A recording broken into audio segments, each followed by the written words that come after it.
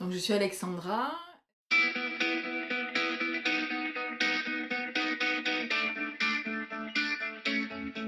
Je suis quelqu'un de profondément authentique.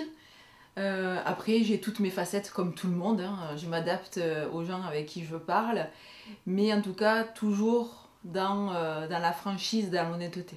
On dit qu'en général, je ne laisse pas indifférent. Il y a des personnes qui peuvent me craindre aussi. Mais parce que en fait je suis moi, je mets pas de masque, je me prends pas la tête, donc je rentre dans une pièce comme je suis et puis ça passe, ça passe pas, c'est pas grave. Je suis quelqu'un qui a de belles valeurs, je pense. J'ai le sens du travail, j'ai le sens du devoir, j'ai la responsabilité de ma famille et ça me va. Je suis une hypersensible, je peux être très pénible parce que je ressens les choses très fort. Donc il y a des gens qui ne comprennent pas, hein. C'est quelque chose avec laquelle je n'ai pas grandi. C'est-à-dire que je suis née avec, et l'éducation que j'ai reçue m'a fait mettre des couches comme un oignon par-dessus. Je, je, Quand j'ai rencontré mon conjoint, ça va faire 30 ans que nous sommes ensemble, je ne pleurais que d'un côté. Par exemple, nous regardions un film, il était à ma droite, je pleurais à gauche. Voilà, histoire de complètement cacher mes sentiments et mes émotions. Aujourd'hui, je pleure des deux yeux bien profondément et je suis la risée de mes enfants, mais c'est pas grave. En tout cas, j'ai enlevé mes couches d'oignon, quoi. J'ai un trouble de l'attention, c'est pour ça que je te fais répéter des fois, parce que je pars sur quelque chose et puis d'un coup, je suis Dory en fait, hop, qu'est-ce que je suis là, qu'est-ce que je fais là, pourquoi donc voilà, donc certains ont juste le trouble de l'attention, et puis il y en a qui ont le trouble de l'attention plus l'hyperactivité. Donc je peux parler vite, je peux bouger 50 fois sur ma chaise, je suis du genre à avoir besoin de bouger beaucoup, de faire beaucoup de choses, et, ça vient en fait avec la difficulté de rentrer dans un cadre. J'ai des fois trop d'idées. L'imagination, elle anime ma vie en permanence en fait. Je suis toujours là-haut, il y a des feux d'artifice en permanence. Après, je peux être fatiguée aussi, hein, je suis un être humain. Hein, je suis pas, je suis pas Speedy Gonzalez en continu, mais en tout cas, c'est une partie intégrante de moi. Donc elle est là au quotidien. Voilà. Je sais pas, c'est naturel en fait. On me propose n'importe quel truc que je n'ai jamais fait, ma raison, elle est squeezée en fait. C'est oui. Je suis pas du genre à me poser mille et une questions. Parce que j'adore une des phrases qui dit que l'analyse paralyse. Notre cerveau, il est là pour nous préserver. Notre cerveau, il est là pour nous maintenir en vie. Donc, quand on le laisse trop s'exprimer, il va nous mettre du doute, il va nous mettre des freins, il va nous mettre de la peur, il va nous faire croire qu'on n'est pas assez bon pour faire ce qu'on a envie de faire, etc. Moi, ça, je l'écoute pas. Donc, ma raison, elle est là en garde-fou, mais je reste focus sur ce qui m'anime, moi, sur la découverte, la curiosité, faire des choses nouvelles, etc. J'ai toujours voulu être maman et j'ai toujours voulu être libre. C'est-à-dire voyager. J'ai jamais eu la folie des grandeurs, j'ai jamais rêvé de la robe blanche, enfin voilà, les contes de fées, etc., les Cendrillon et compagnie, ça me fait ni chaud ni froid. Je suis maman de 3, je voyage assez régulièrement, tout va bien. Je n'ai aucun jugement envers les personnes. Et vu le nombre de personnes que je rencontre tous les jours, de par mon métier notamment, je me rends compte que c'est une sacrée qualité de pouvoir juste discuter d'humain à humain en intégrant leurs histoires et en ayant un regard totalement neutre. Je peux être colérique de temps en temps, mais c'est surtout parce que j'ai des émotions qui bouillonnent et sur un coup d'injustice ou quelque chose que je ne comprends pas, oui, ça peut virer à la colère. Oh, beaucoup de choses. J'ai gardé mon âme d'enfant et je pense que c'est aussi une sacrée qualité. Je m'émerveille d'un rien. Tu vois, tout à l'heure, c'est ce que je te disais, je suis arrivée, je me suis garée au bord de l'étang et je me suis dit, mais quelle joie d'habiter ici. Voilà, quel plaisir de sortir de chez soi, un rayon de soleil, et puis on est à la mer, on est en garrigue, enfin, voilà, donc la nature, mes enfants, j'ai tout, en fait. Donc il y a quelqu'un qui a dit que le bonheur était un choix, et que je suis d'accord avec ça, c'est-à-dire que notre cerveau peut très bien nous jouer des tours et nous faire paraître tristes, etc. Mais on a aussi le pouvoir de choisir nos pensées et notre façon de faire. Et j'ai décidé très tôt que j'avais pas envie de me laisser envahir justement par tous ces nuages que notre cerveau peut nous imposer. Donc oui, je choisis d'être heureuse parce que c'est bon pour la santé. On est dans une étape, encore une fois, une période de l'histoire avec un grand H, où on peut se permettre de prendre du plaisir dans ce qu'on fait. C'est tout récent.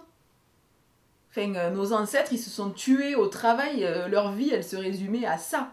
Travailler, travailler, travailler, travailler, travailler. Bon, aujourd'hui, il y en a qui foutent plus rien et qui en profitent bien. Mais il y a un juste milieu qui est possible. Je pense qu'on a tous une contribution à offrir au monde. Encore une fois, on est le résultat de tellement d'improbabilités que merci d'être sur Terre et je veux que ma vie elle serve à quelque chose, mine de rien. Une fois qu'elle sera finie, elle sera finie. Mais aujourd'hui, ben voilà, une vie bonne, pour moi, c'est une notion que j'aime beaucoup justement chez les Japonais, c'est l'ikigai. C'est avoir une vie qui a du sens. Où tu fais ce qui te plaît, où tu es doué pour ça, où tu es utile au monde, et en plus tu es payé pour.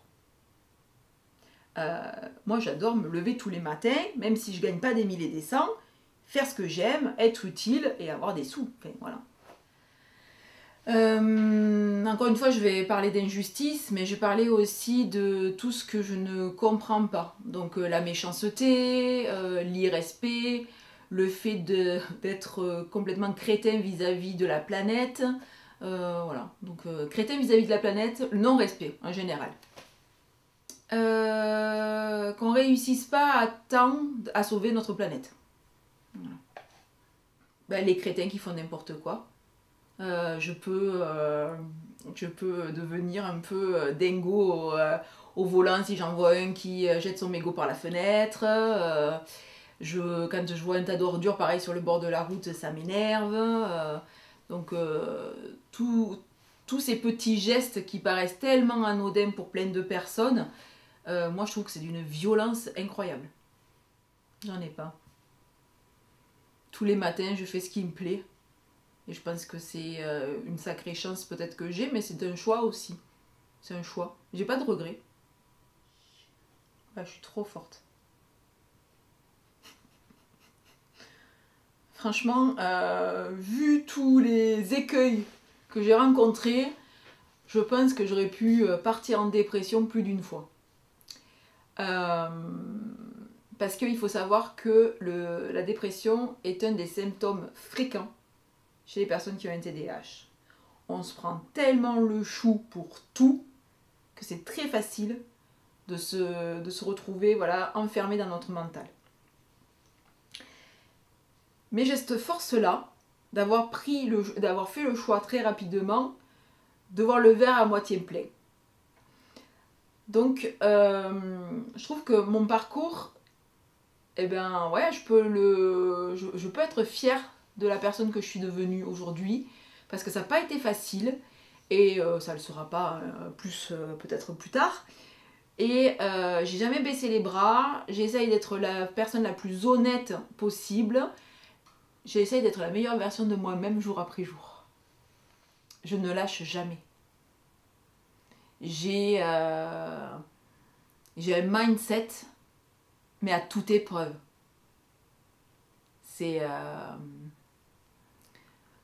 Et je pense que ça fait partie aussi de l'histoire que j'ai eue. Si j'avais eu une histoire sans problème, bah, j'aurais pas ce mindset-là aujourd'hui, je pense aussi. Je pense qu'il faut en prendre quelques-unes pour pouvoir se relever et voir de quoi on est capable.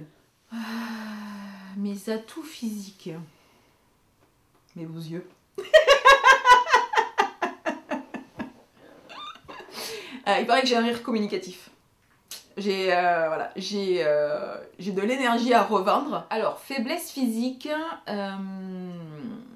ça va être notamment dû à un accident de voiture que j'ai eu en 1998. Je me suis retrouvée sur le toit de ma voiture, j'ai eu une fracture au bassin pubien, ce qui m'a valu les charmantes paroles d'un médecin radiologue. Oui, mais ma chère madame, là, pour avoir des enfants et accoucher par voie basse, c'est mort. J'en ai eu 3, sans péri, enfin bref. Je suis pas allée le voir, mais je pense à lui. Du coup, j'ai des douleurs au bassin quand je marche trop, ce qui est bien ennuyant quand je suis... parce que j'adore marcher, parce que j'adore randonner, parce que quand je suis en visite quelque part, je prends pas mal de kilomètres au compteur, n'est-ce pas? J'ai des douleurs au cervical aussi, donc qui se remettent en place maintenant. Donc oui, là c'est voilà, des petites faiblesses physiques à ce niveau-là. Après, je peux des fois être trop cash. Voilà. Je peux des fois envoyer balader quelqu'un qui va pas comprendre ce qui lui arrive, mais en fait, je m'en fous. Après, on peut en discuter. Voilà, je suis complètement ouverte aux discussions, etc. Si la personne, elle veut en discuter, si elle veut comprendre. Mais voilà, je dirais des fois un peu trop cash, quoi. Je regarde Netflix. Je suis en train de regarder une série en ce moment. Un petit bonbon. The Good Place. Voilà. Quand j'étais au lycée, j'ai fait une filière littéraire. Et un de mes livres préférés, c'était Huis clos de Sartre. Et on est un peu dans ce remake-là de l'enfer, c'est les autres, quoi. Voilà, donc j'adore cette série. Je lis beaucoup. Alors, ça va être soit je lis 3 lignes et je laisse de côté, soit il y a un trou noir, spatio-temporel, et on ne me voit plus. Et je finis le livre. Voilà. Donc c'est un peu mes deux attitudes face à un bouquin. Si c'est excellent, ben voilà, on me voit plus. Et si c'est nul, ben je change de bouquin. Je peux dessiner, je peux peindre, je peux aller marcher, me retrouver au bord de la mer, plein de choses. Ce qui me passionne, c'est de faire mon planning à l'avance et de me dire, alors là, je bosse pas, là, je bosse pas, là, je bosse pas. Par exemple, à la fin du mois, je pars à Paris, toute seule. Je me suis pris un hôtel, un billet pour le Louvre, j'ai un atelier pour mon boulot le samedi. Mais voilà, le reste du temps, c'est pour moi. J'adore apprendre, je suis très curieuse, j'adore discuter avec les gens, j'adore rencontrer les gens, qu'on me raconte leurs histoires. J'adore aider les gens, leur redonner confiance en eux, dans une des multitudes de fonctions que je peux avoir dans mon boulot. J'adore les huiles essentielles. J'adore tout ce qui va être attrait à l'énergétique, l'invisible, plein de choses. Ben là actuellement on va dire les huiles essentielles parce que ça fait quand même 8 ans que j'apprends en continu et je trouve ça vraiment passionnant. Surtout quand on commence à s'éloigner des sentiers battus. C'est-à-dire qu'en France, on est encore beaucoup dans la bobologie. Je rencontre beaucoup de personnes qui me disent « Mais oui, j'en ai plein des huiles essentielles. J'ai la lavande pour les poux. » Excusez-moi, ça me hérisse. La menthe poivrée pour le mal de tête, le niaouli, le titri pour désinfecter et le ravinsara par exemple. Et en fait, J'adore parce que du coup ça peut enclencher sur une discussion et je peux leur transmettre ce que je sais, et s'ils sont ok ben, d'aller plus loin, ben voilà, je vais pouvoir les accompagner là-dessus, et si ça les intéresse pas, ben c'est pas grave, enfin voilà, comme tout à l'heure, je suis pas là pour convaincre les gens en fait. J'adore discuter, voilà. Et donc le sujet des huiles essentielles, je trouve que c'est vraiment passionnant parce que c'est tellement vaste, il y a tellement de choses que l'on peut faire avec et que l'on ne... je ne sais pas tout encore. Et plus j'en aurai à apprendre et plus je saurai que je ne sais rien. Je travaille beaucoup sur l'émotionnel. Moi, la bobologie, c'est une chose, mais c'est pas ça qui me passionne. Moi, ce qui va me passionner, c'est vraiment l'aspect émotionnel, énergétique. Donc voilà, on vient plutôt me voir dans ce cadre-là. Il faut savoir que dans les valeurs que j'ai, l'écologie est une valeur qui est très profondément ancrée. Je ne sais absolument pas d'où ça vient. Mais en tout cas, je languissais d'avoir 18 ans pour voter les Verts. Je mets tout en œuvre pour avoir le moins d'impact possible au niveau de la planète de façon consciente. Après, il y a des trucs que je ne maîtrise pas. Et donc, quand mon fils a commencé à marcher à quatre pattes, j'ai fait un constat ahurissant des produits que j'utilisais à l'époque. Donc j'ai commencé à trier, j'ai commencé aussi à enlever les chaussures de ma maison, on les laisse dans l'entrée. Et j'ai switché comme ça pas mal de choses. Mais comme tout le monde en fait, j'ai eu les quelques huiles que j'ai citées tout à l'heure. Et puis il y a 8 ans, lorsque mon fils aîné est passé par une période très compliquée, et on dit qu'un enfant c'est une éponge, mais en fait ça fonctionne dans le sens inverse. Donc moi je me suis retrouvée au fond du trou lorsqu'il a fallu que je l'aide à aller mieux dans ses problèmes. Et j'ai découvert à ce moment-là justement le côté émotionnel, le soutien émotionnel d'une huile essentielle. Et là je pense que ça y est, la flamme elle était allumée et j'ai pu comme ça dévorer des bouquins et des formations et voir en les testant au quotidien tout ce qu'elles pouvaient nous apporter. Et aujourd'hui voilà, c'est vraiment un super plaisir de pouvoir à chaque fois accompagner quelqu'un, peu importe là où il en est, peu importe si c'est juste pour faire en sorte que son chien il se ramasse pas des tiques pendant la balade, ou que ce soit pour être plus ancré ou être protégé dans un soin énergétique, ou voilà. Mais en tout cas, de parler de ces huiles essentielles, c'est juste passionnant parce que cette petite graine là qui pousse, dont on prend soin, qui va développer des propriétés par rapport à son... J'essaie de trouver des mots simples. À son milieu naturel. Et de grandir comme ça. Puis après, on va la récolter avec amour. Et puis on va la distiller à la bonne température, avec tout ce qu'il faut pour préserver au maximum tout ce qu'elle peut nous donner. Une huile essentielle, c'est précieux, c'est magique, c'est vraiment toute la beauté de notre nature pour nous. Et la nature, elle nous donne tout ce dont on a besoin. Je me considère comme quelqu'un d'authentique et respectueux. J'attends des autres qu'ils le soient aussi. Donc, une des valeurs qui m'est chère, c'est de rencontrer des gens qui sont authentiques aussi. Ce qui a de la valeur aussi, c'est les échanges justement d'êtres humains. J'adore discuter, j'adore ça, j'adore... là dans mon voyage à Paris justement, je sais que je vais rencontrer des gens, j'ai la parole facile, donc ces petits moments là, ça a beaucoup de valeur à mes yeux. Qu'est-ce qu'il y a de la valeur à mes yeux? On va revenir encore sur l'écologie, c'est-à-dire que défendre l'Amazonie, défendre les animaux marins, défendre tous ceux qui n'ont pas la force de se défendre, enfin tout, il y a plein de choses qui ont beaucoup de valeur. Le naturel, le respect, et je sais pas, ouais, les gens qui se prennent pas la tête. D'un point de vue général, j'aime bien en fait rentrer en communication avec l'être humain que j'ai en face de moi. Peu importe son statut social, peu importe ce qu'elle est en train de traverser, etc.